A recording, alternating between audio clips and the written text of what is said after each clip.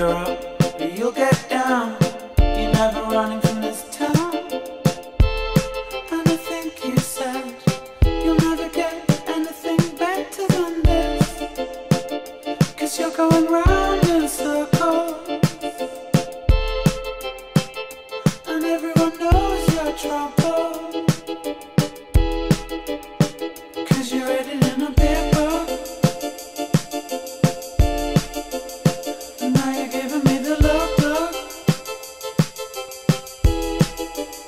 But just remember how we shook.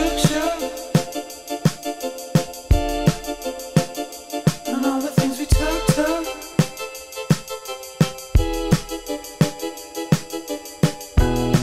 This town's the oldest friend of mine.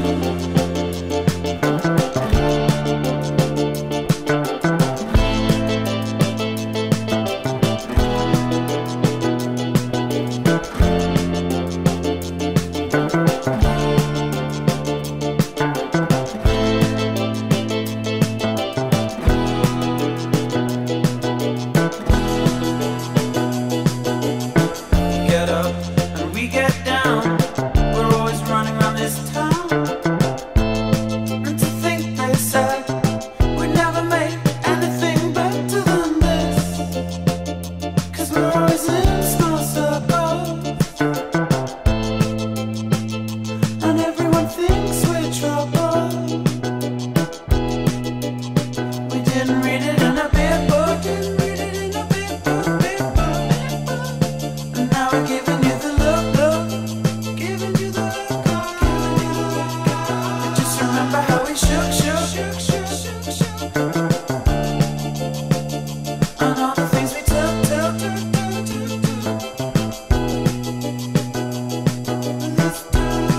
This town's the oldest friend of mine.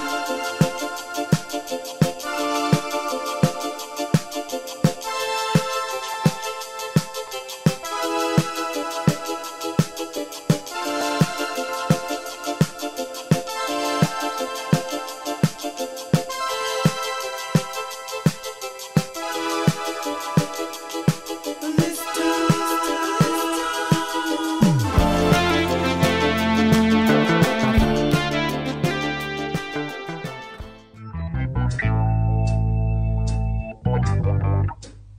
I can change the world with my own two hands, make a better place with my own two hands, make a kinder place. Oh, with my own two hands, with my own two hands, with my own two hands. I can make a peace on earth with my own two hands, and I can clean up the earth, Lord, with my own two hands, and I can reach out to you.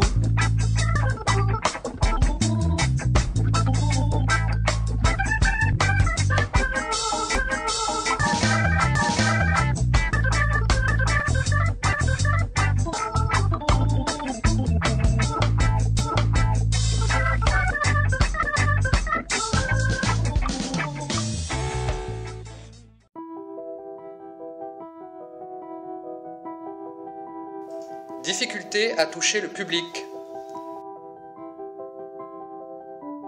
Marginalisation des acteurs, préjugés. Source de financement.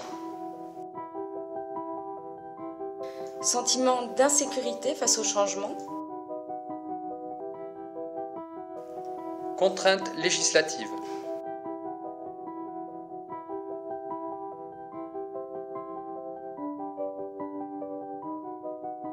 Donner du sens à l'adhésion. Coopération, sécurisation et mobilisation. Réseau d'acteurs, échange des compétences. Plaisir, fun et attractivité. Reconnaissance institutionnelle.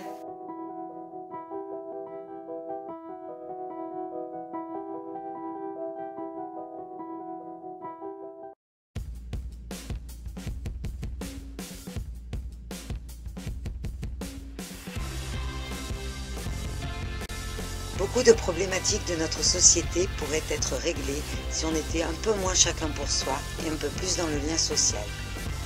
Au-delà de l'entrée uniquement environnementale qui lui est trop souvent associée, un développement durable passe par le vivre ensemble et donc par le soutien aux initiatives collectives, la promotion des rencontres, l'encouragement des échanges de services.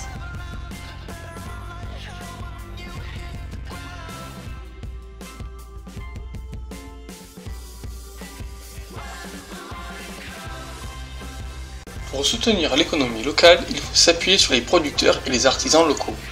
Pour l'alimentation par exemple, les boutiques paysannes ou les paniers de producteurs locaux sont de bons exemples à développer. Pour avoir une économie décarbonée, il faut aussi changer les habitudes du tout-voiture et encourager l'utilisation des transports en commun, du vélo et de la voiture partagée.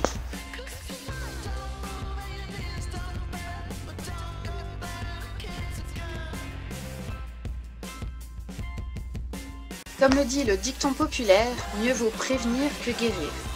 À titre d'exemple, au cours de l'hiver 2010, un incendie au nord de Montpellier a coûté 5 millions d'euros aux collectivités. Une petite partie de cet argent aurait pu être investie en amont en mettant en place une vingtaine de vergers sur ces terres, ce qui aurait évité l'incendie, entretenu la forêt, favorisé la biodiversité et créé du dynamisme, de l'emploi et du développement local.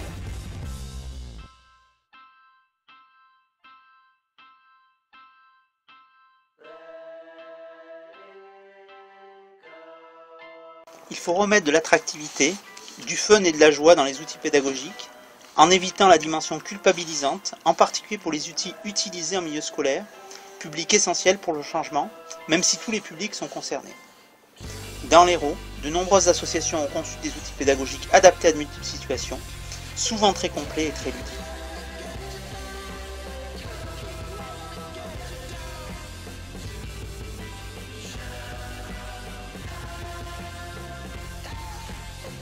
Les collectivités et les pouvoirs publics qui parlent de développement durable sur leur territoire doivent en amont s'engager sur des démarches d'amélioration importantes de leurs pratiques.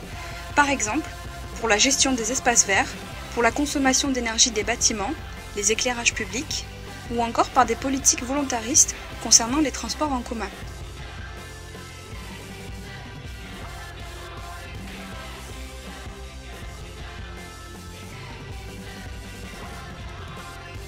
Nous avons la conviction que nous allons au-devant d'une ère nouvelle, où les citoyens et toutes les bonnes gens que nous sommes vont s'éveiller, se réunir et s'unir pour réaliser ce qu'il y a de mieux pour tous. Nous avons la ferme volonté que le pouvoir donné aux élus, qui décident et mettent en œuvre la réglementation, soit utilisé à bon escient pour soutenir les projets, en particulier en simplifiant et en adaptant une réglementation obsolète qui ne correspond souvent pas aux enjeux d'un développement durable.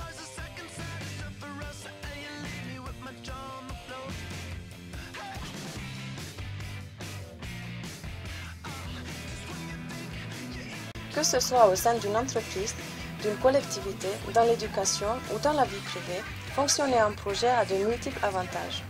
C'est une méthode de résolution de problèmes complexes basée sur la coopération. On fonctionne dans des collectifs non hiérarchiques. Les participants mettent en commun leurs compétences différentes pour, au final, trouver une décision ensemble.